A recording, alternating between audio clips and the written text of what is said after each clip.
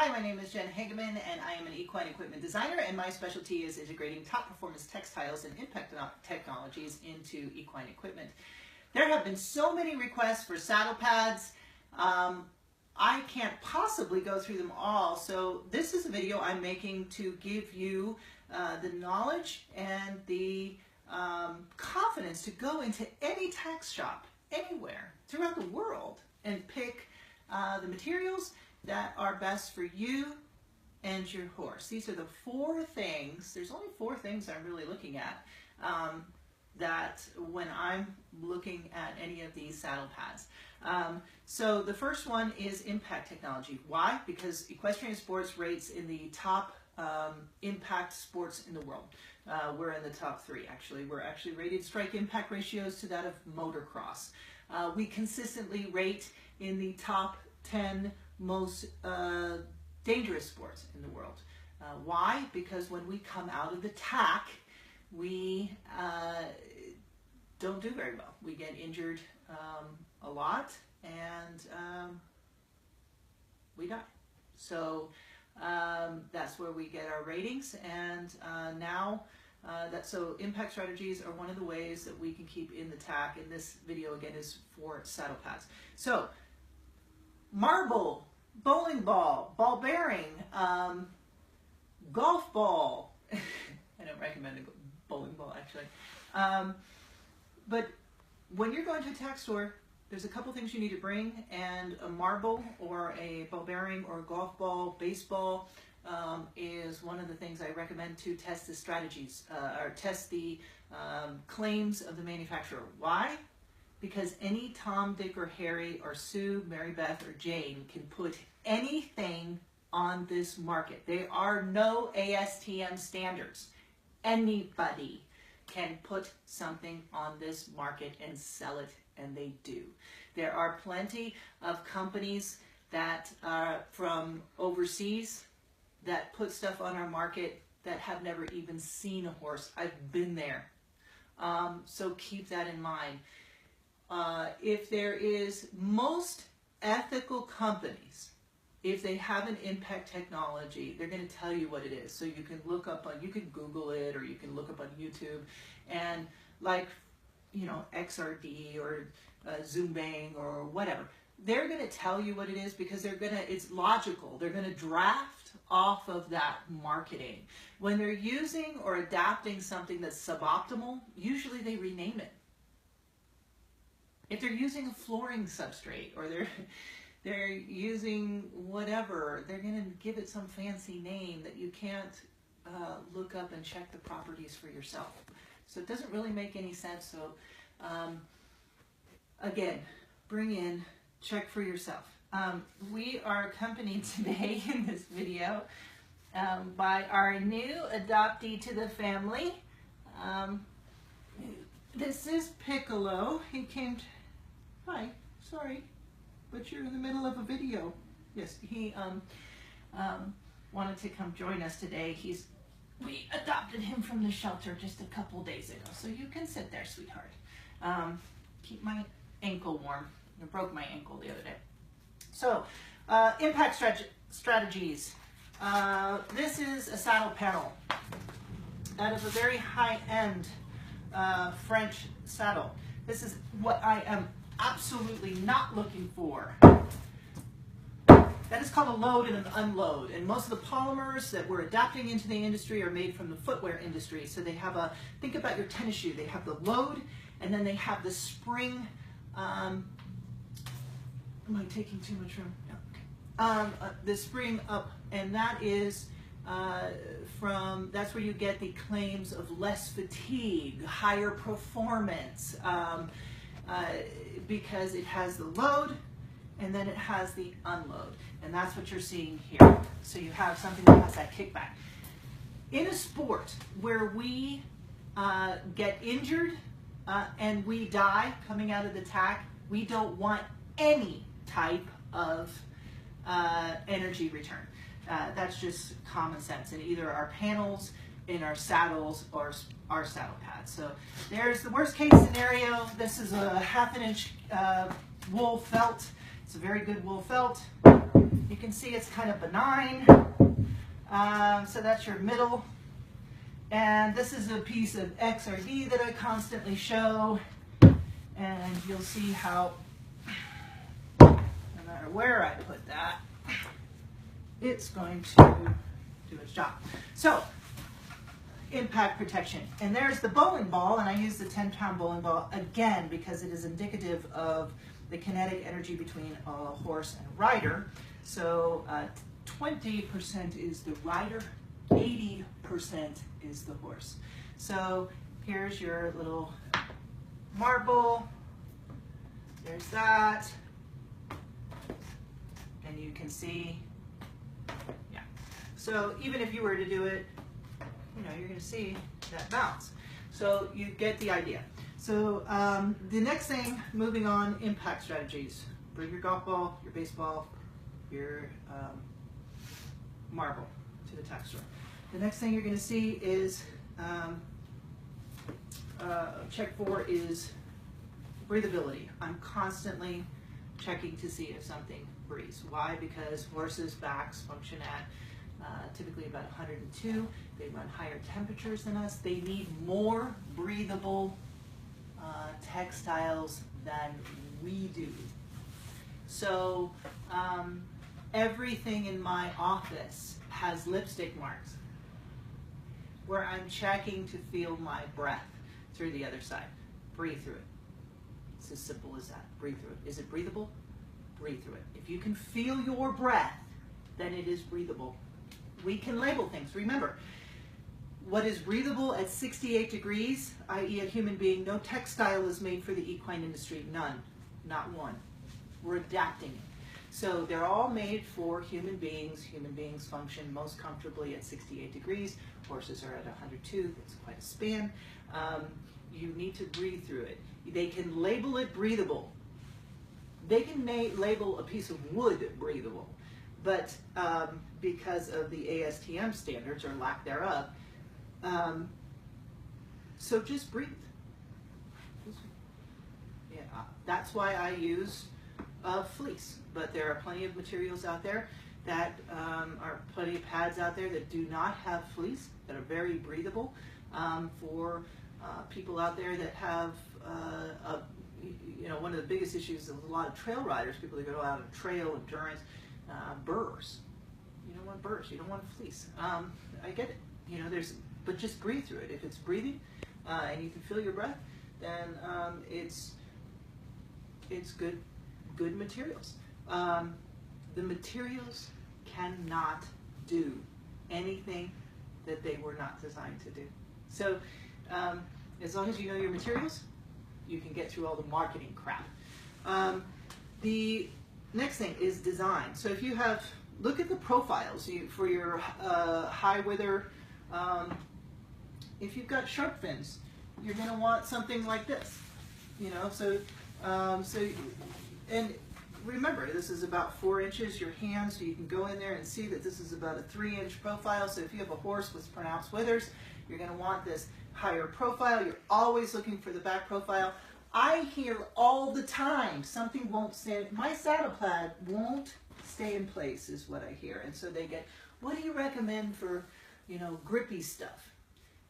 9 times out of 10, no, 9.9 times out of 10, it's not the material that is slipping. It's due to a crap cut. And things like this, when you have these profiles, they cut into what's called a yield. So the materials are laid out, and they're usually anywhere between 56 and 64-inch wide rolls of fabric, and the patterns are laid out in a way. And the closer you get to flat, the cheaper it is to manufacture, right? You can lay it on top of each other. The more profiles you put into it, this is all wasted space in here. And so, and you combine that with another pad laying on top, you lose a lot. So the better quality pads are going to have these higher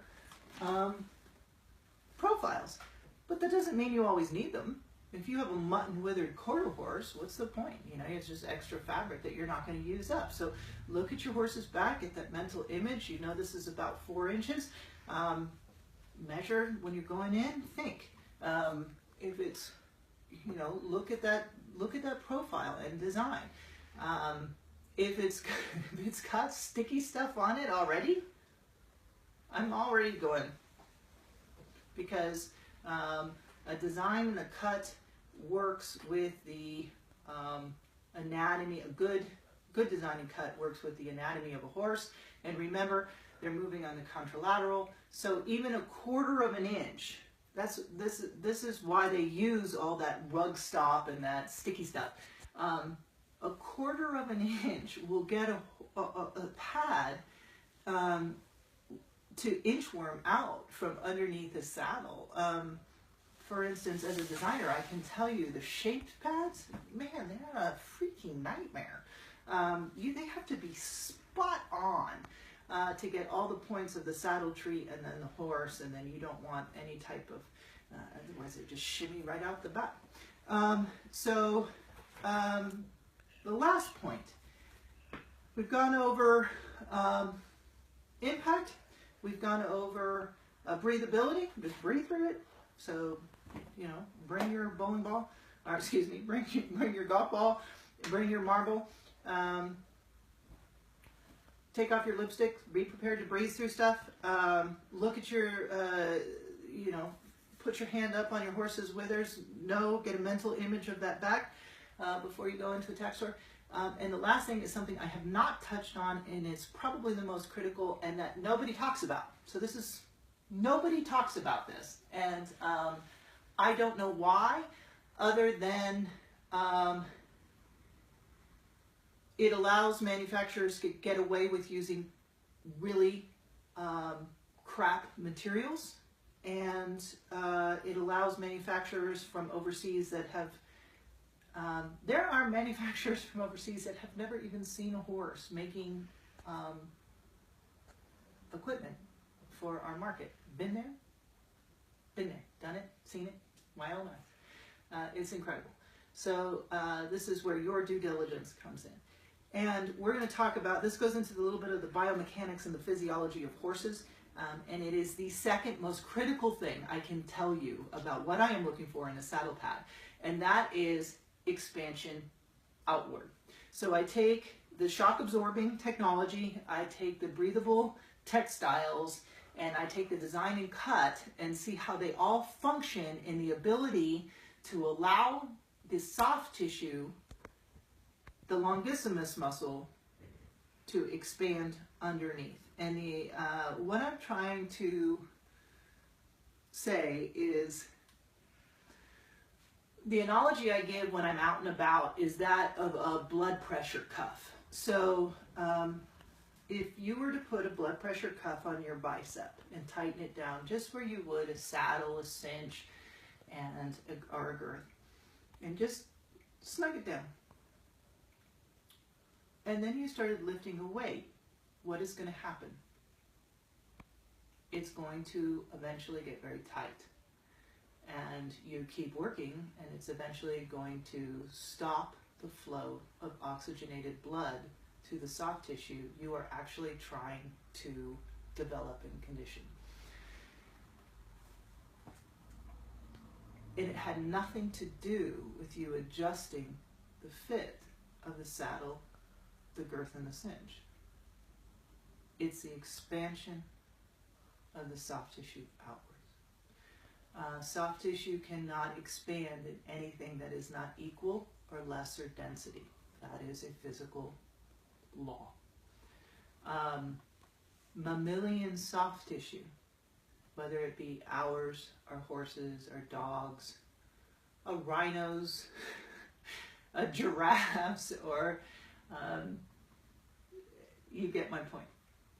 It's all basically the same once you get below the hide. And you think about when we put our horses in work, how fast those veins pop out. Their hides are not that thick. And it's quite similar to what you would feel on your bicep. So the longissimus muscle goes from the LS joint in a horse, and it goes all the way, and then it goes underneath the trap through the thoracic, and then up through the cervical, right along the cervical vertebra, and goes up to the pole. So when the horse's head is up, it's like a rubber band kind of loose. And then when you set that horse's head down in collection, it's actually pulling up, tightening that rubber band, so to speak, and pulling up on the longinus muscle. And you can kind of feel that. If you put your chin to your chest right now, you're going to feel the pull in your lower back. And that it's the muscles coming up. And the muscles can only come up and develop in optimal environment in equal and lesser density. And you need about 3/4 of an inch to an inch to allow that to happen in a horse. Why, when I'm choosing a sheepskin, I'm always got it 30 millimeters or an inch.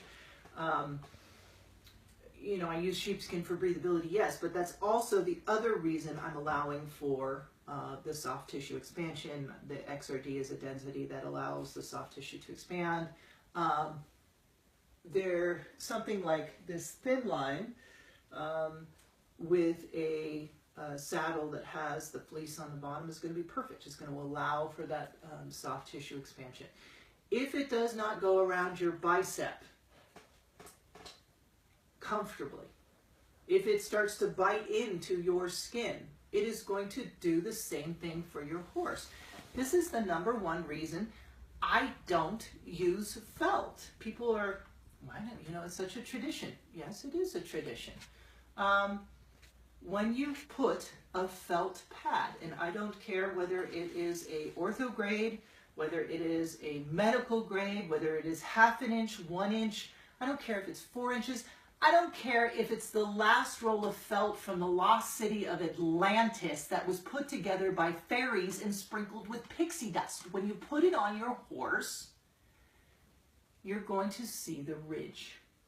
You're going to see the blockage of blood flow when you tighten down the saddle. The heavier the saddle, the heavier the weight, the more blood flow felt is going to deny. What do we know when it happened, when we deny blood flow to muscles? We know what happens then. That's when we start getting all sorts of issues, and we're doing exactly opposite of what we want to do.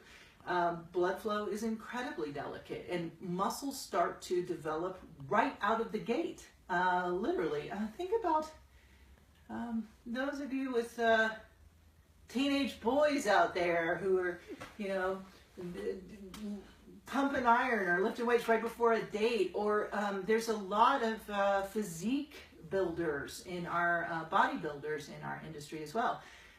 They're pumping iron right before they go on stage because soft tissue reacts so fast, and so does whether it's human or a horse. It's the same. Blood flow is incredibly delicate, so we've got to allow for that expansion, heat dispersal, impact absorption properties, and the overall design and profile so it doesn't shimmy out.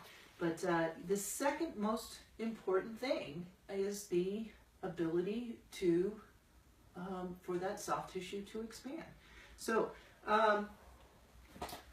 fleece, not going to be good for people that have a lot of burrs in their area, or a very well padded saddle. You know, you combine all these elements, shock absorption, breathability, overall design, whether it's going to fit your horse particularly, not your saddle, your horse, and then allow for that, the combination of equipment to allow for that soft tissue expansion.